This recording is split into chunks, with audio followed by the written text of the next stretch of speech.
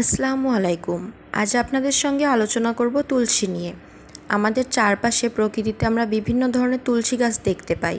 তার ভেতর অন্যতম একটি তুলসী হলো দুলাল তুলসী, যা বাবুই তুলসী বা সাদা তুলসী নামেও পরিচিত। এই তুলসী খুবই উপকারী একটি গাছ।